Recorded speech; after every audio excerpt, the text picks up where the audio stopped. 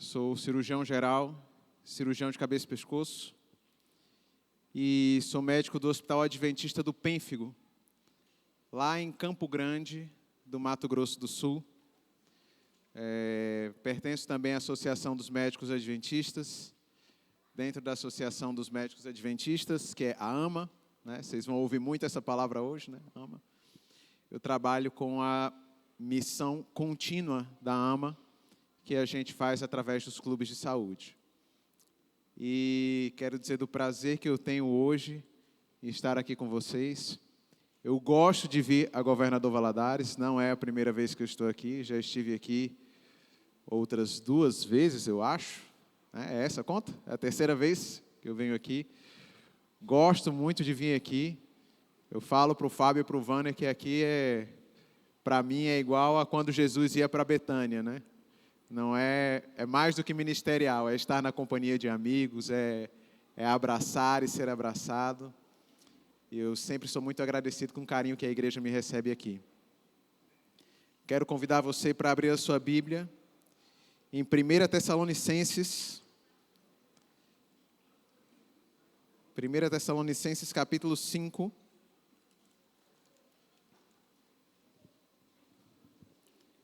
Primeira Tessalonicenses capítulo 5.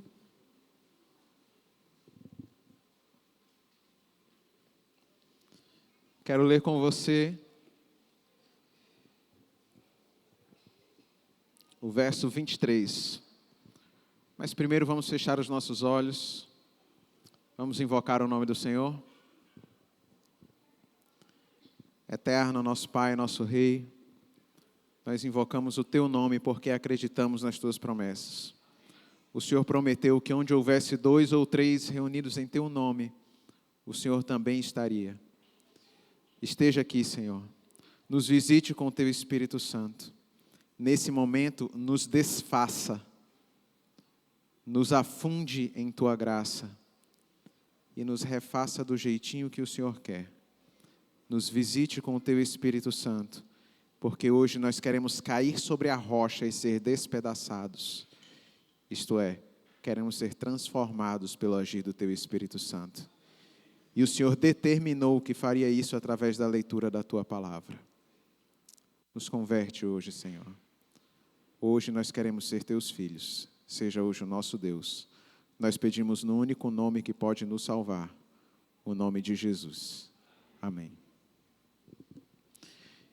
1 Tessalonicenses capítulo 5, você está lendo aquele que talvez seja o primeiro livro a ter sido escrito do Novo Testamento. Geralmente a gente esquece, mas dado o desconto que nós não temos certeza de quando foi escrito o livro de Gálatas, os evangelhos aparecem primeiro, mas foram escritos provavelmente muito depois. Acredita-se que o livro de 1 Tessalonicenses, a primeira carta de Paulo aos Tessalonicenses, tenha sido escrita por volta do ano 54 depois de Cristo. Sendo assim, talvez o primeiro escrito do Novo Testamento que começou a circular nas igrejas cristãs, de autoria do apóstolo Paulo. E aí, eu quero convidar você a ler uma ideia que se tornaria, nos anos seguintes, repetitiva nos escritos do apóstolo Paulo. Veja comigo, 1 Tessalonicenses capítulo 5, verso 23, diz assim: que o próprio Deus da paz o santifique inteiramente, que todo o espírito, a alma e o corpo de vocês sejam preservados irrepreensíveis na vinda de nosso Senhor Jesus Cristo. Aquele que os chama é fiel e fará isso. Amém? Eu quero que você veja aqui uma ideia que é repetitiva nos escritos do apóstolo Paulo. Que o Deus da paz o santifique inteiramente. Inteiramente. Agora vamos raciocinar com calma. O que eu estou dizendo que é repetitivo? O apóstolo Paulo, ele tinha uma filosofia quando ele escreve no Novo Testamento. Você vai encontrar isso em 1 Coríntios capítulo 6. Você vai encontrar isso em Romanos capítulo 12. Você vai encontrar isso em muitos outros momentos. O apóstolo Paulo, ele vai dizer para você que a santificação não é uma experiência espiritual apenas. A santificação é um processo que envolve o corpo. é um processo que envolve a mente. É um processo que envolve tudo o que nós somos. O apóstolo Paulo é repetitivo em dizer isso. Às vezes a gente tem a sensação que a santificação é um processo espiritual apenas. E nós precisamos ser santificados apenas em nossa vida espiritual. Ou seja, se nós mudarmos os nossos comportamentos espirituais, se a gente começa a orar e começa a ler a Bíblia, e se a gente guarda o sábado, então nada mais na nossa vida precisa ser mudado. Não faz diferença como eu trato os meus funcionários, não faz diferença o que eu como, não faz diferença a hora que eu vou dormir, não faz diferença onde eu invisto o meu dinheiro, não faz diferença o que eu faço no trabalho, porque nada disso tem a ver com a minha vida espiritual. Isso é minha vida física e a minha vida mental. Minha vida espiritual está em ordem, então o resto não importa. Mas veja, o apóstolo Paulo, ele é repetitivo em todos os seus escritos em dizer que não. A santificação, ela alcança o nosso corpo, ela alcança a nossa mente e ela alcança também a vida espiritual. Agora, para a gente entender o que é santificação, e nós falamos um pouco sobre isso na lição da Escola Sabatina, a gente precisa lembrar do processo. Quando Deus criou o homem, lá em Gênesis capítulo 1, verso 26, Deus cria o homem à sua imagem e semelhança. Mas aí vem o pecado. E com o pecado, nós perdemos, pelo menos em parte, a nossa imagem e semelhança que tínhamos de Deus. Essa imagem fica, diz Ellen White, lá no Mente, Caráter e Personalidade, quase que completamente obliterada. Nós perdemos quase tudo de imagem que nós tínhamos de Deus. E entra em ação nesse momento o plano da redenção. E no plano da redenção, Jesus nos salva através do preço do seu sangue. Amém?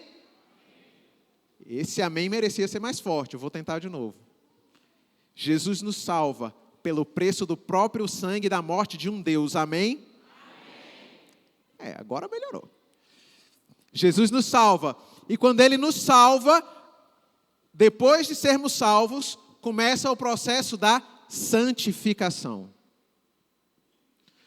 E no processo da santificação, aos poucos, nós vamos recuperando a imagem e semelhança de Deus que perdemos na entrada do pecado.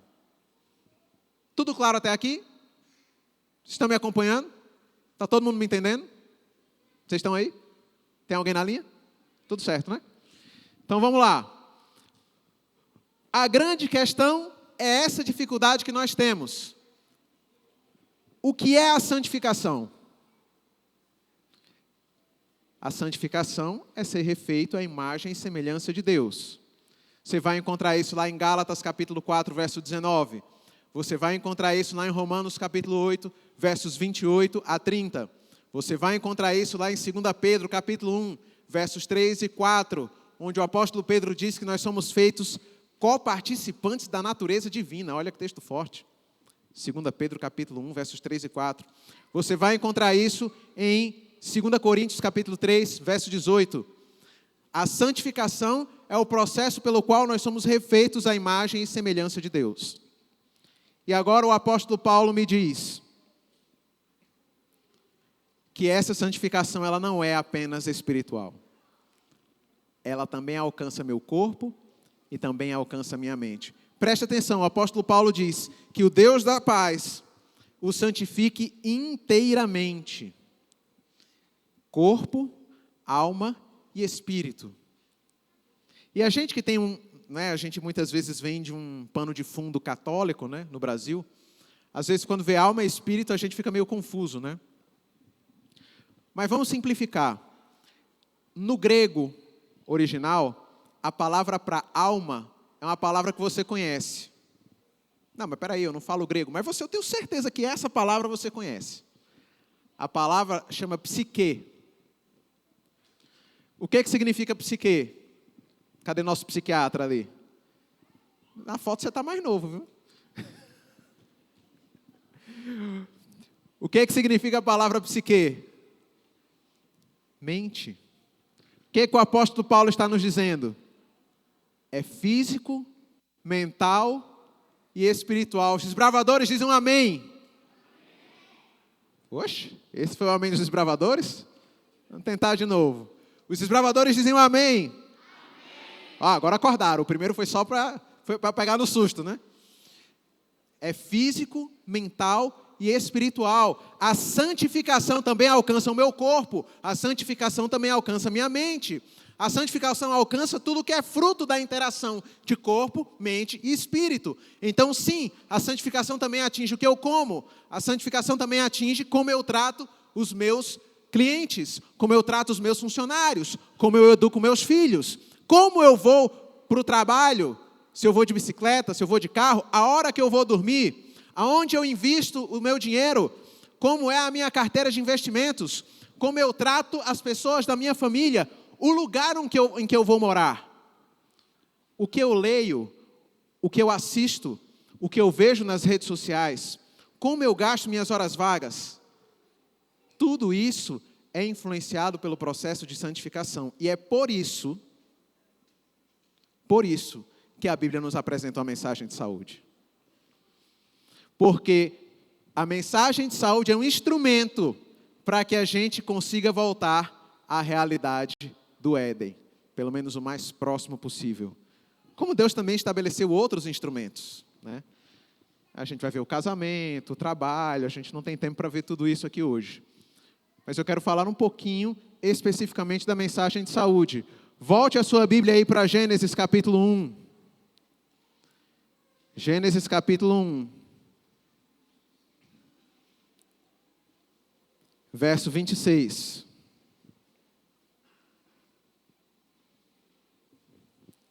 Está escrito assim: Então disse Deus, façamos o homem à nossa imagem, conforme a nossa semelhança. No hebraico diz assim: Naase Adam kidmutenu betsalmeno. Imagem e semelhança. São duas palavras. No português elas têm um significado mais próximo. Se você for olhar no hebraico, tselem e demut, imagem e semelhança, são palavras com significados bem distintos. Elas não são sinônimos, elas são complementares. Tselem é imagem física. Essa ideia é tão forte que a raiz tselem é a raiz do verbo esculpir no hebraico. Tselem implica semelhança concreta, semelhança de aparência, semelhança física. E demut é aquela semelhança mais da personalidade, né? A personalidade dele é parecida com a sua, né? Quando Deus cria o homem à sua imagem e semelhança, Ele cria o homem à sua imagem e semelhança físico, mental e espiritual. A gente geralmente não nota isso. Mas essa criação, ela é integral. E aqui, Deus coloca no Jardim do Éden o segredo da saúde. Qual que é o segredo da saúde? Esse é um ponto, mas é mais amplo. O segredo da saúde. Por que as pessoas adoecem hoje? Vamos lá. Está cheio de médico aqui, né? Por que as pessoas adoecem hoje? Ali, alguém deu na cabeça do prego ali. Foi o presidente regional da AMA, né? Tinha que ser. Deu na cabeça do prego. Por quebra das leis de saúde. O nosso corpo tem leis.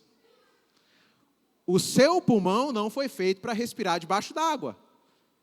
Se eu tentar respirar debaixo d'água, eu vou me afogar. Da mesma forma, essa lei é muito óbvia, todo mundo conhece, mas tem outras leis que são menos óbvias. 60% do seu peso é músculo. 80% do seu uso de glicose mediado por insulina, que é o uso de glicose que importa em termos de saúde, é feito pelo músculo. Como é que eu espero ter saúde se eu não faço exercício físico? Se 60% do meu peso corporal é músculo, ou pelo menos deveria ser, né? Às vezes a gente não faz exercício, aí vai acumulando gordura e essa porcentagem vai mudando. Mas em alguém com peso normal, 60% do peso é músculo. Como é que eu posso esperar ter saúde? O músculo, O exercício é uma das leis do nosso corpo. As leis do nosso corpo se chamam 8 remédios naturais. E vem comigo, quais são os 8 remédios naturais? Água. Acabou? Tá ruim aí? Ar puro. Terra, fogo, coração. Essa é outra lista, né? Água, ar. Exercício físico. Sai um aqui. O que mais? Repouso. O que mais? Confiança em Deus. Luz solar. Ih, está acabando. Está acabando a pilha. A alimentação. Ale, boa, garoto. Tinha que ser aquele rapaz ali. Vamos botar numa ordem mais lógica, né, para a gente não se perder. Ar puro, água limpa, luz do sol, boa alimentação, exercício físico, repouso, temperança e confiança em Deus. Né? Essas são as leis do nosso corpo. E você vai observá-las aqui, no livro de Gênesis. Veja, muitas pessoas, muitos adventistas, acreditam que os 8 remédios naturais são a revelação que foi passada por Deus a Ellen White. Veja, particularmente eu não teria problema nenhum se fosse esse o caso. Porque eu não acredito em Ellen White, eu acredito no dom profético. Eu acredito que Deus tem o direito e a prerrogativa de se manifestar por voz profética na época que Ele quiser, no dia que Ele quiser, do jeito que Ele quiser. Então, eu particularmente não me escandalizaria nem um pouco se essa mensagem tivesse sido revelada especificamente a Ellen White. Mas não é esse o caso. Não é esse o fato. O que a gente vê na Bíblia, a gente vê uma apresentação dos 8 remédios naturais em Gênesis 1, 2 e 3. Por exemplo, Gênesis 1, 29. O que está escrito aqui? Disse Deus, eis que dou a vocês o quê? Todo o McDonald's, né? Toda a bolacha recheada, todo o camarão com queijo, é isso que está aí? O que diz aí na sua Bíblia? Eis que vos dou o quê? Todas as ervas, a minha versão diz assim, as plantas que nascem em toda a terra e produzem sementes. No hebraico está assim, kolesev zeroah kol haaretz. E todas as ervas que dão frutos com sementes. Então Deus deu o que para a gente comer? Mato. Né? Alimentação vegetal e natural, tá, gente? Não adianta ser alimentação vegetal, Nissim Miojo é vegetariano, né? Eu tinha uma piadinha que o pessoal da Conferência Geral fazia, o pessoal de saúde da Conferência Geral, o professor Fred Harding, ele tinha um slide que ele mostrava assim, uma garrafa de uísque, um frasco de batata frita cheio de ketchup, e ele dizia assim, 100% vegetariano, hein? Nem por isso saudável. Né? Então Deus nos deu uma alimentação vegetal e natural. Mas Ele deu mais. Vamos ver outros textos aqui do Gênesis. Gênesis capítulo 2, verso 15. Deus pega Adão e Eva e coloca eles aonde? Para fazer o quê? Em um jardim para cultivar e guardar. Qual era o trabalho do primeiro par? Era um exercício físico. Eles não eram sedentários. E Deus os põe em um jardim, onde eu não tenho dúvidas que o ar era puro. Eu morei 5 anos em São Paulo, a única cidade do Brasil que você tem o privilégio de enxergar o ar que respira. E vai por mim, não é agradável. Mas eu tenho certeza que o ar do Éden, nesse jardim, o ar que foi criado no firmamento, em Gênesis 1, verso 7, não era como o ar de São Paulo, era um ar puro. Eu também imagino que nesse jardim tinha bastante luz do sol, porque Gênesis capítulo 2, verso 5, diz que não chovia sobre a terra. Todos os dias eram dias de tempo firme. Eu também acredito que esse jardim tinha bastante água, porque Gênesis capítulo 2, verso 10, me diz que corria um rio no jardim do Éden, e esse rio se dividia em 4 braços. E conquanto a gente não tenha muita certeza dos 2 primeiros, sabemos que os 2 últimos braços, o Tigre e o Eufrates, são até hoje os 2 maiores rios da Mesopotâmia. Então tenho certeza que água não faltava ali. O que faz? Alimentação, exercício, ar, água, repouso. Tínhamos repouso no jardim do Éden? Gênesis capítulo 2, versos 1, 2 e 3. Nos diz assim: assim foram concluídos os céus e a terra e tudo que neles há. No 7º dia já havia concluído Deus a obra que realizara. E nesse dia fez o quê? Abençoou Deus o 7º dia e o santificou, porque nele descansou de toda a obra que realizara na criação. Agora eu pergunto a você, Deus estava cansado? Uma vez eu perguntei isso no estudo bíblico, a pessoa diz assim, devia estar, descansou, está cansado, né? Mas a Bíblia também nos diz, o livro do profeta Isaías diz, não sabeis que o Senhor, nosso Deus, não se cansa e nem se fatiga? Os judeus cantam até hoje o Salmo 121, verso 4. Hine loyanum, veloisham, shomer Israel. Eis que não pisca, nem dorme o guarda de Israel. Digam amém. Ele não pisca, ele não dorme, ele não se cansa. E por que é que ele descansou então? Porque um dia alguém ia olhar para você e ia dizer que você não precisa descansar no sábado. Deus precisa, é problema dele, mas você não precisa. Ele faz isso para nos conceder o exemplo. O repouso também está aqui. A confiança em Deus, óbvio, não é? Deus vinha a cada viração do dia no jardim. E a temperança? A temperança está aí, sim ou não? O que vocês acham? Onde? Não, comer do fruto. Porque até mesmo no jardim do Éden, a gente tinha um lugar. No paraíso de Deus, no paraíso perfeito, tinha um lugar que o homem não podia ir. Você sabe por quê? Porque não existe perfeição se não houver limite. Para isso que existe a temperança. Os 8 remédios naturais estão aqui. E pasme, hoje existem estudos científicos, feitos lá fora, gente que não tem nada a ver com a igreja, mostrando, sugerindo, que a forma mais saudável que a ciência nos ensina a viver hoje é a forma que está descrita em Gênesis 1, 2 e 3. A tese de doutorado do professor Laurence Clement Desjardins, considerado um dos maiores cronobiologistas do mundo, foi apresentada na Universidade de Paris entre 2012 e 2013.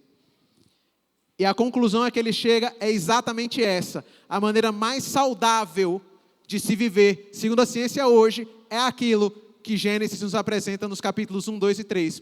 Por mais que a maioria das pessoas, quando pense em saúde, olhe para o livro de Levítico, a verdade é que o modelo de saúde está em Gênesis 1, 2 e 3. Essa é a conclusão da tese de doutorado do professor Laurence Clement Desjardins. Veja que impressionante. Agora, dito isso, eu queria que você analisasse outra coisa aqui comigo. Eu queria que você abrisse a sua Bíblia no livro de Gênesis, no capítulo 32.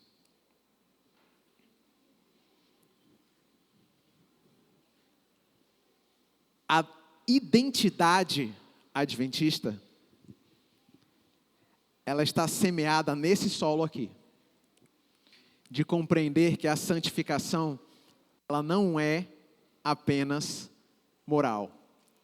Ela tem que envolver o cuidado do meu corpo.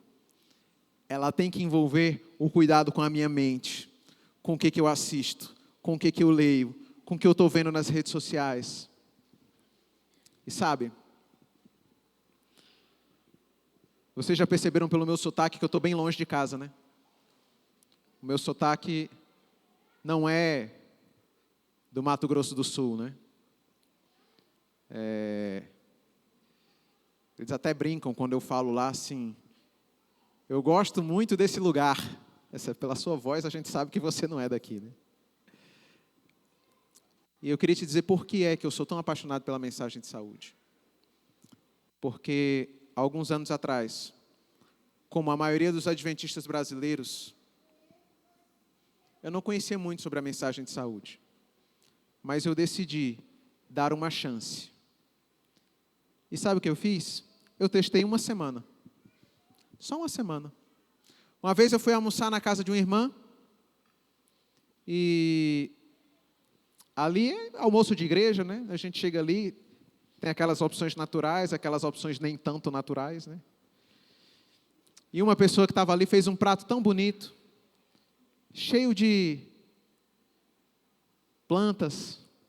E eu fiquei olhando para o prato e fiquei pensando, nossa, por que é tão difícil para mim? Né?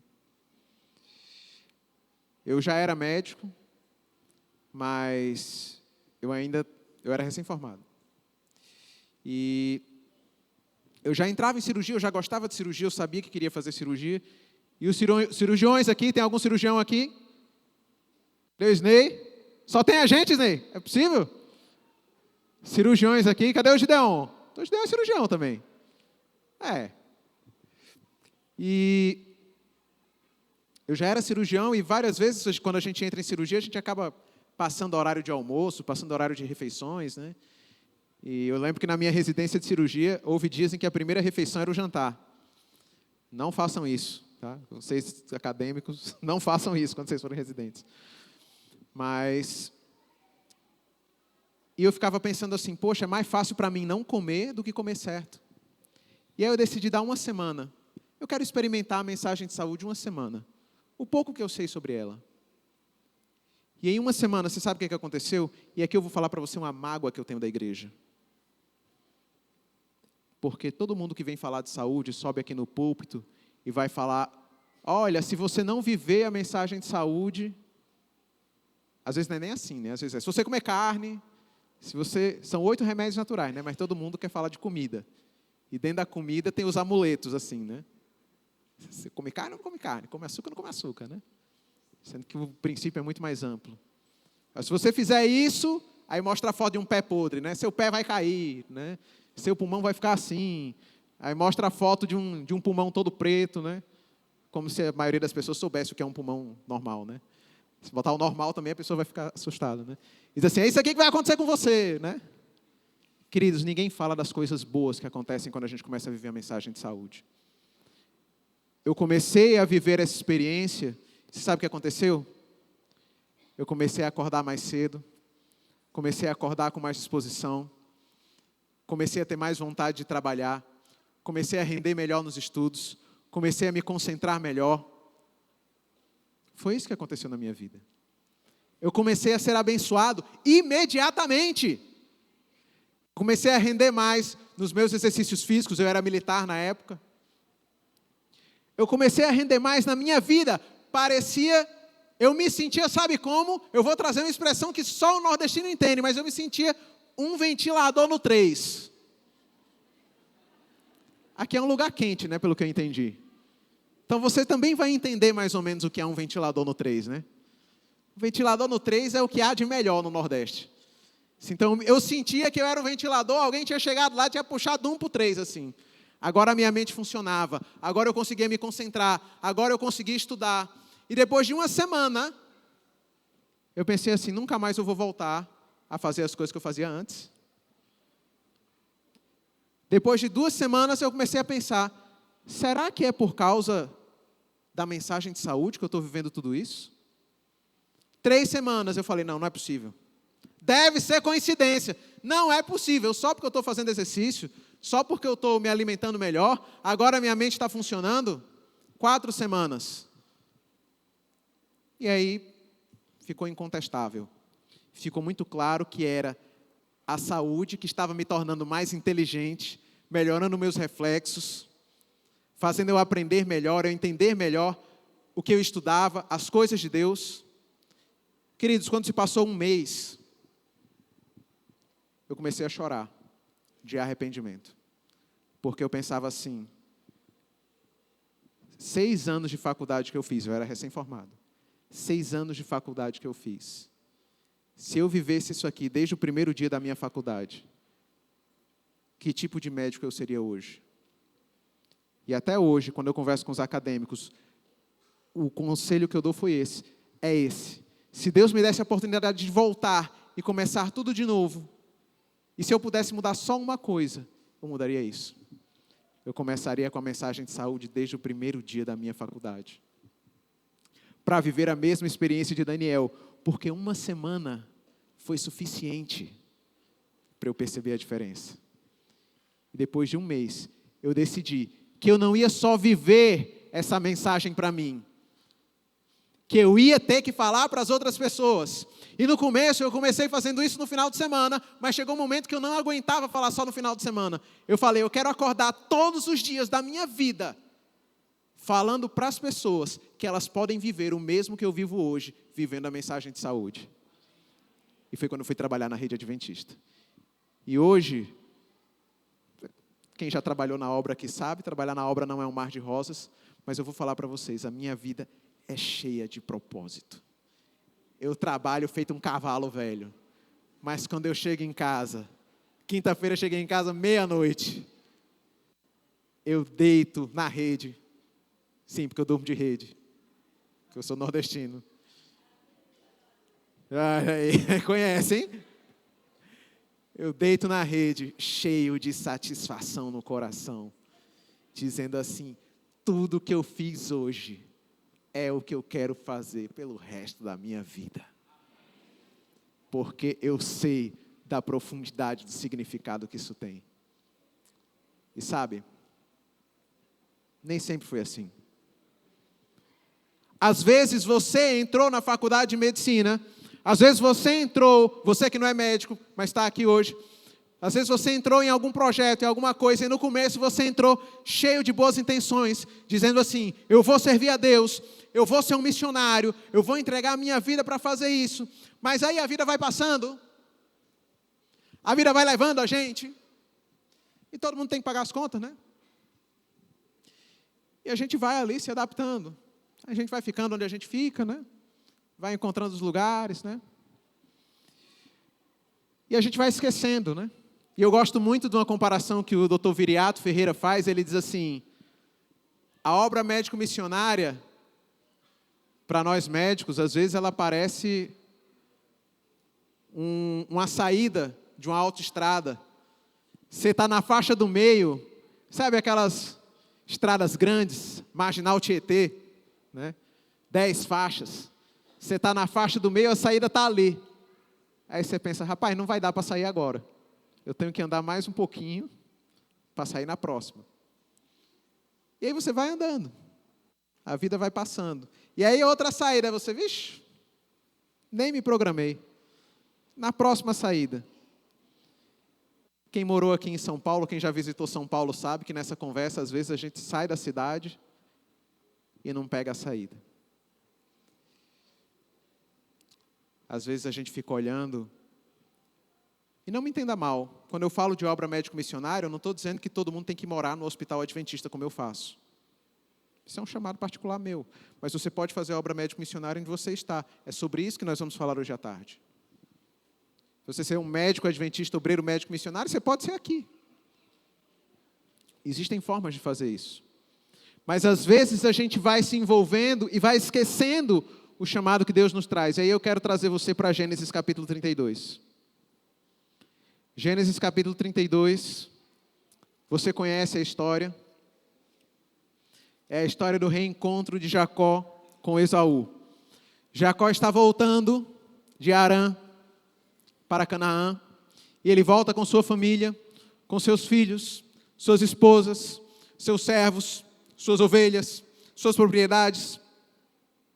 E ele descobre, através dos seus servos, que Esaú está vindo ao encontro dele, com 400 homens. E ele se lembra que 22 anos antes, Esaú tinha feito uma promessa. E qual era a promessa de Esaú? Qual que era a promessa de Esaú? Se vingar de Jacó. Era matar Jacó. E agora Jacó se lembra, 22 anos depois, Esaú está vindo para encontrar-se com ele, com 400 homens. E Jacó tem medo. E Jacó faz uma oração. Veja comigo no verso 10. Verso 9. Então Jacó orou: ó Deus de meu pai Abraão, Deus de meu pai Isaque, ó Senhor que me disseste, volte para a tua terra e para os teus parentes, e eu o farei prosperar. Não sou digno de toda a bondade e lealdade com que trataste o teu servo. Quando atravessei o Jordão, eu tinha apenas o meu cajado, mas agora possuo 2 caravanas. Livra-me, rogo-te, das mãos de meu irmão Esaú, porque tenho medo que ele venha nos atacar, tanto a mim, como as mães e as crianças.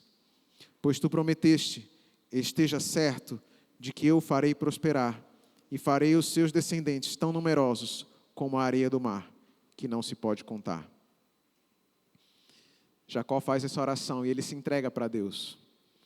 E aí, a partir do verso 22, do verso 22 ao 32, nós temos um texto fantástico, que é o texto da luta de Jacó com Deus. Jacó está orando, e no seu desespero, enquanto ele clama a Deus, alguém vem e toca seu ombro. E eu gosto muito da forma como o texto bíblico traz isso, porque ele mostra a diferença de cultura que existe entre nós ocidentais e entre os judeus.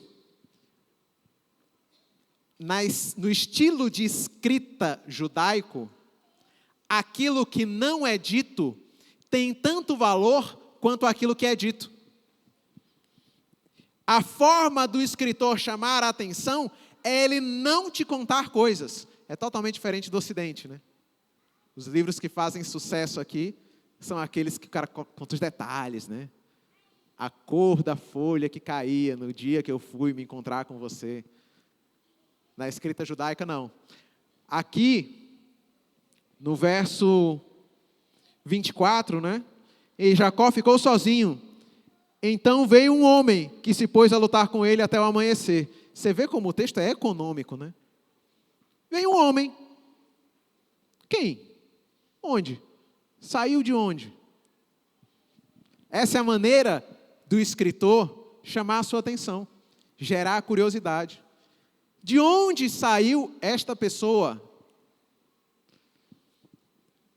E Jacó ele luta com Deus.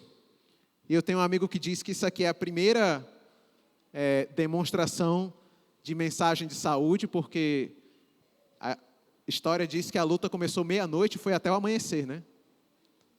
Se era verão, significa que foram pelo menos 4 horas de luta, né? Então, a primeira demonstração de mensagem de saúde. Quem é que aguentava aqui 4 horas de luta com o anjo, né? Bom, nós conhecemos a história, né? Jacó tem ali a sua experiência com Deus.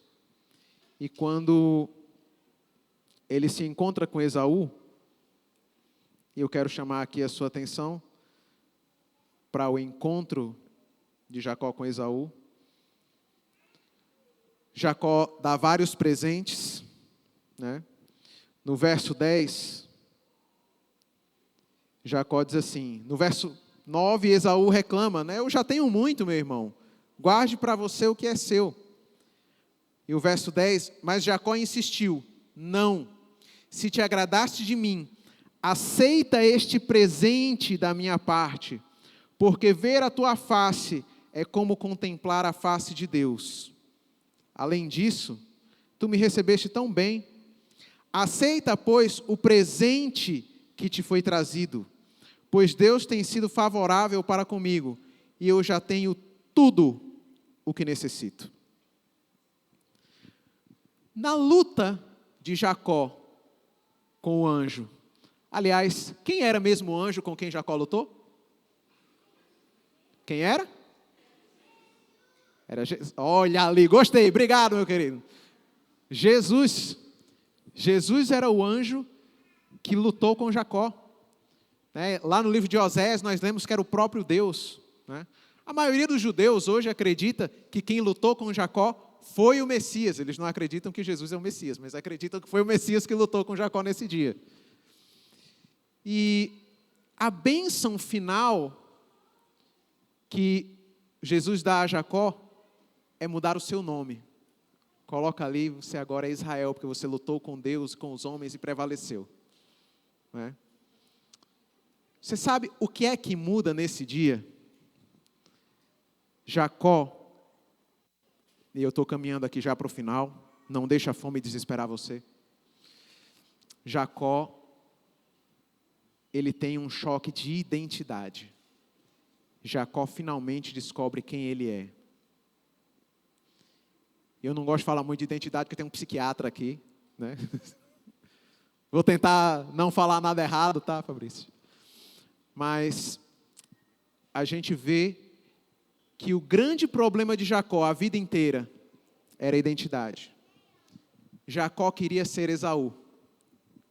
Quando Jacó se veste como Esaú para roubar a bênção de Esaú, ele pega o cheiro de Esaú, ele pega a roupa, ele pega o cheiro. Eu imagino talvez ele até imitando a voz de Esaú, quando entra para falar com Isaac. Jacó tem um transtorno de identidade. Jacó nasceu agarrado no calcanhar de Esaú. Ele queria ser Esaú. Jacó não era satisfeito com quem ele era. Por quê? Porque Esaú era o sucesso. Esaú era aquele homem valente, o homem do campo, o caçador, o homem com H, era o Schwarzenegger, era o Stallone. Esaú era tudo que Jacó queria ser, mas não conseguia. Era o homem da natureza, era o homem que encarava a natureza, era o homem que era amado pelo pai, era o homem que parecia carregar o legado de masculinidade da família. E Jacó olha para aquilo e... Sabe quando você olha para alguém e pensa assim, pô, eu queria ser esse cara? Não é necessariamente um pensamento de inveja, mas você pensa assim, nossa, como eu queria ser igual a esse cara. Como eu queria ser inteligente como ele, como eu queria ser bonito como ele. Como eu queria ter o dinheiro que ele tem. E sabe, quando Jacó rouba a bênção de Esaú, é mais ou menos o que ele está fazendo. Sabe por quê? E você já vai entender onde eu quero chegar. Volta aí a Bíblia para o capítulo 28. Desculpe, para o capítulo 27. Capítulo 27. No verso 27, aqui está a bênção que Isaac dá a Jacó, pensando que é Esaú. Verso 27, a segunda metade, diz assim: Ah, o cheiro de meu filho é como o cheiro do campo, que o Senhor abençoou. Que Deus lhe conceda do céu o orvalho e da terra a riqueza, com muito cereal e muito vinho. Que as nações o sirvam e os povos se curvem diante de você.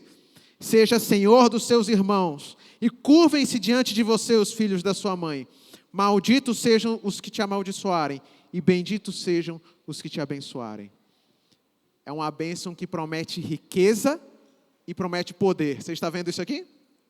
Concorda? O que ninguém lembra é que no capítulo seguinte, Jacó, ele recebe outra bênção. No capítulo seguinte, no capítulo 28.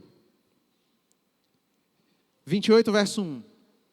Então Isaac chamou Jacó, deu-lhe sua bênção e lhe ordenou. Isaac chamou Jacó. Ele está olhando para Jacó. Ele sabe que Jacó é Jacó. E ele dá outra bênção. Não se case com mulher cananeia, papapá, papapá, papapá. Verso 3. Que o Senhor Todo-Poderoso o abençoe, faça-o prolífero, multiplique os seus descendentes, para que você se torne uma comunidade de povos. Que Ele dê a você e a seus descendentes a bênção de Abraão, para que você tome posse da terra na qual vive como estrangeiro, a terra dada por Deus a Abraão. Você está vendo que é outra bênção? Jacó queria a bênção de Esaú, mas Jacó tinha uma bênção para ele.